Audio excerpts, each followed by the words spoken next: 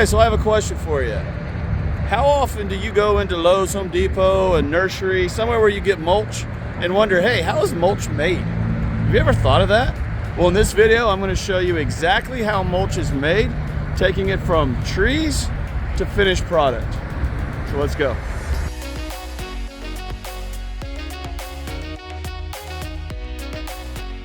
So whether you're talking about bulk mulch, like what's behind me, or we're talking about bag mulch, mulch is mulch.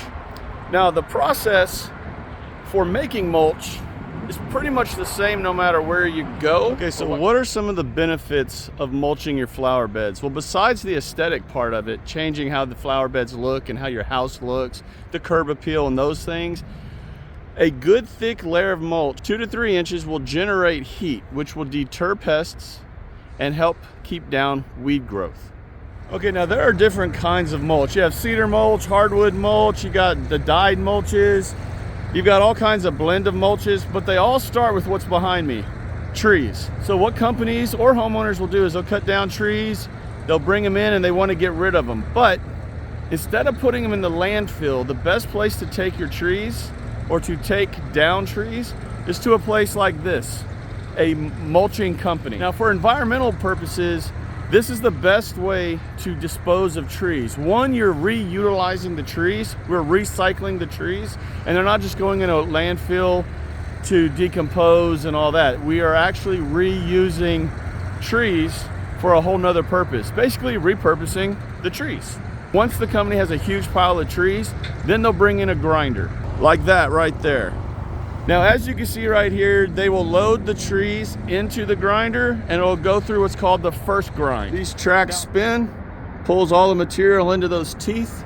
This is actually lower, so it drags the material in, grinds it up, chews it all up, and then it'll shoot it out that back end over there.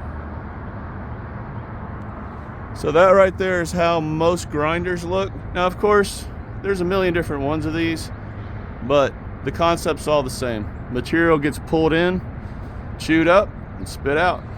Now, inside that grinder are screens, and the screens are about 4 to 5 inches in diameter. And what they'll do is they'll take these trees right here, they'll put them through the grinder, come out on the other end in what's called the first ground, or what we call wood chips. And you can see how chunky it is.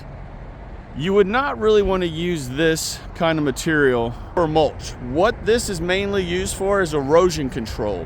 When new subdivisions are going in order to keep that land from washing away in rains, they will put up those little barriers around the lots, and then they will also use this material right here for erosion control. It's really good for that purpose, but you wouldn't really want to use it for mulch because, as you can see, it's super, super chunky.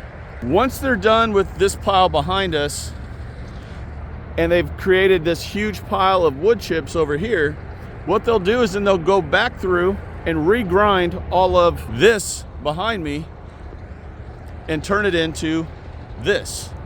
Now, the process of doing that is they will change out the screens. They will take those bigger screens and put in a different type of screen with smaller holes. What that'll do is, as it goes through the grinder, as that material goes through the grinder, is ground up more and pushed through those smaller holes.